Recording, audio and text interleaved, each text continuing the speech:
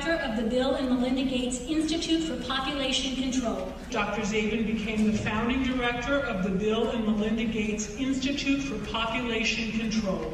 We see a lot of things that are going very well, things like reducing childhood death and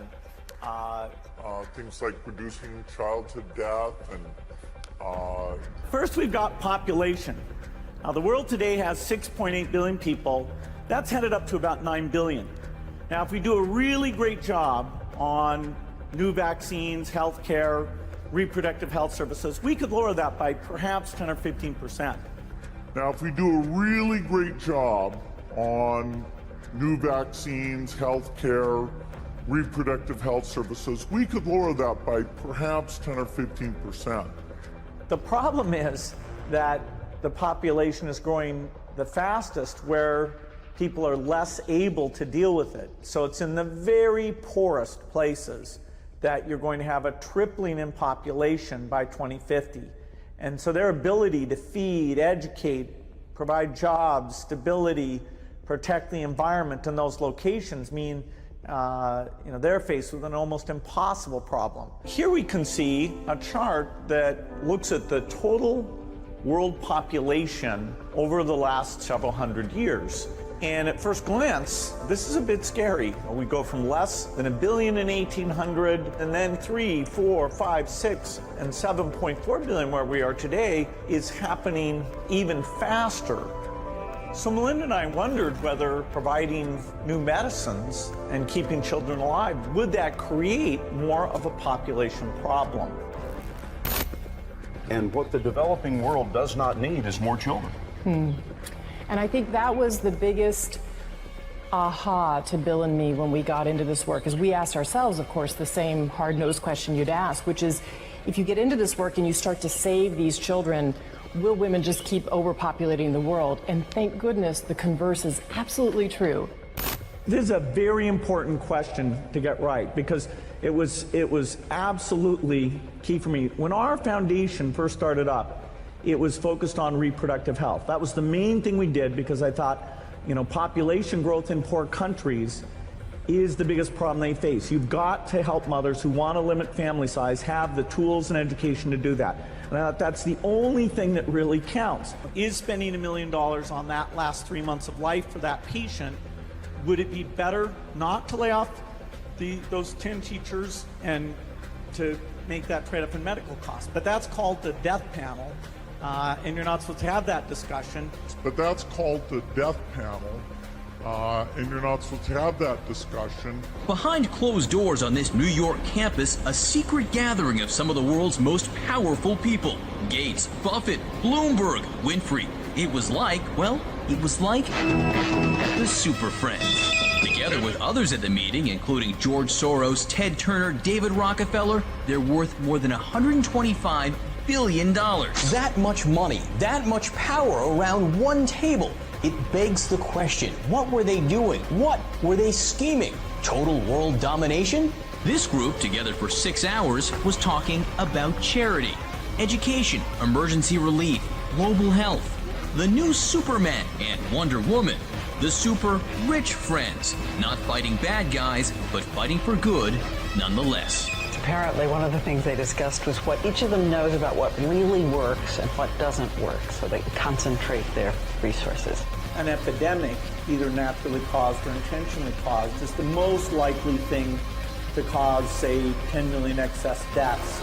Today, the greatest risk of global catastrophe doesn't look like this.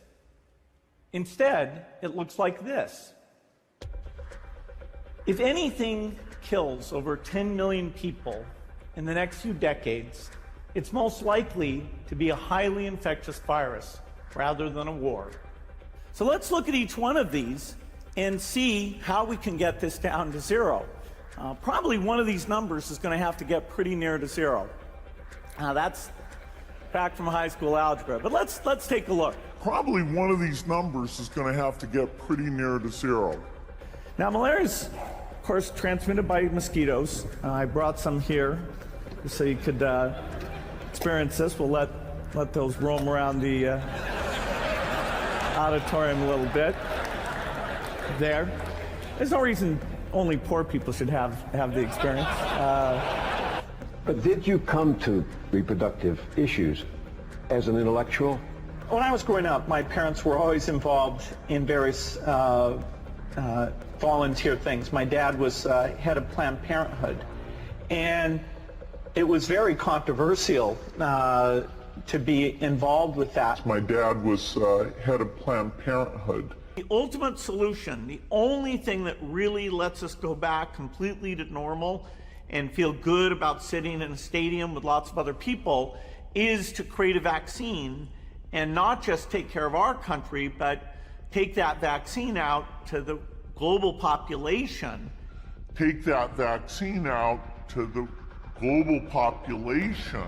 We clearly need a vaccine that works in the upper age range because they're most at risk of that. And doing that so that you amp it up so it works in older people and yet you don't have side effects. You know, if we have, 1 in 10,000 side effects, that's, way more, 700,000, people who will suffer from that.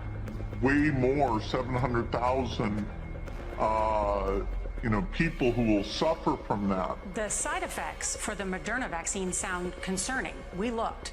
After the second dose, at least 80% of participants experienced a systemic side effect, ranging from severe chills to fevers. So, are these vaccines safe? Well, the FDA, not being pressured, will look hard at that. The FDA is the gold standard of regulators, and their current guidance on this, if they stick with that, is very, very appropriate. And the side effects were not super severe. That is, it didn't cause permanent health problems for the things there. Moderna did have to go with a fairly high dose, and so to get the antibodies. Some of the other vaccines are able to go with lower doses to get responses that are pretty high, including the J&J and the Pfizer. And so there's a lot of characteristics of these vaccines.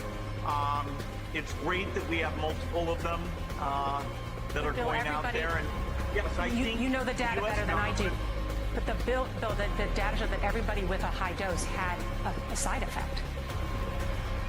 Yeah, but some of that is not dramatic, where it's just super painful. But yes, we need to make sure there's not severe side effects. The FDA, I think, will do a good job of that, despite the pressure.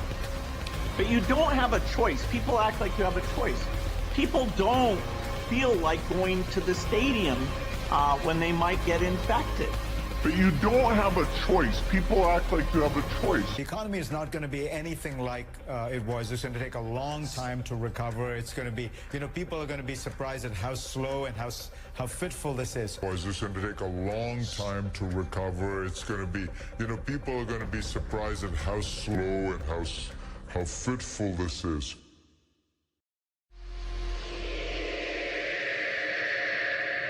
No doubt you have realized the splendor of my conception.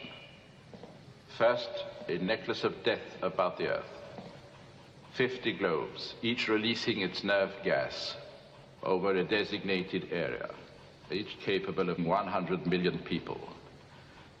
The human race, as you know it, will cease to exist. Who needs a James Bond villain to everyone when media darling eugenicist Bill Gates is off to such a celebrated start? While earning billions of dollars off his investments in the experimental vac industry, Bill Gates claims to be some sort of altruist, and all of pop culture media support this spurious tale.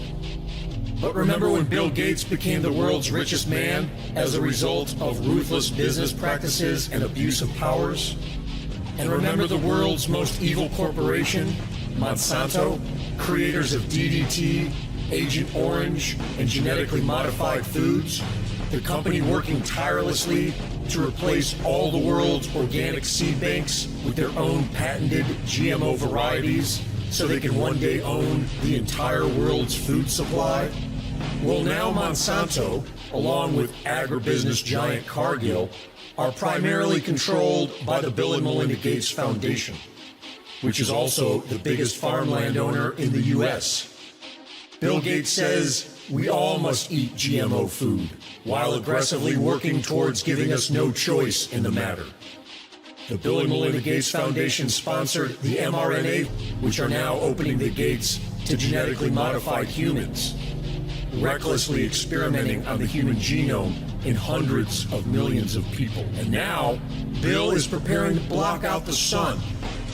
Bill Gates is working with Harvard's David Keith on a stratospheric solar geoengineering experiment known as SCOPEX, wherein a kilogram of calcium carbonate particles will be released in the stratosphere to see how viable it will be at reflecting the light from the sun away from the surface of the Earth. They claim they want to lower the temperature of the Earth, despite the fact that nobody has any idea what this could do to the overall system of the planet. Since the beginning of time, man has yearned to destroy the sun. I will do the next best thing.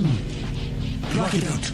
In the film The Matrix, they tried to block out the sun in order to stop the man-made AI threat. But it ended up enslaving all of mankind in the Matrix. In the film Snowpiercer, the world tried blocking out the sun to stop global warming, but ended up triggering a cataclysmic ice age. And in the dystopian reality that we live in today, Bill Gates wants to save the world by blocking out the sun. We are told to trust him. We are told to trust the science, even though the so-called science is wildly theoretical, inconclusive, and universally challenged. Bill Gates does indeed embody the characteristics of an evil James Bond villain. But the real villains are obviously the degenerates of world governments and mainstream media who allow this damaged, deranged old man in a pink sweater to play out his father's dreams of depopulation and eugenics on the world stage, while at the same time protecting the big banks and multinational corporations who are orchestrating this entire war against humanity.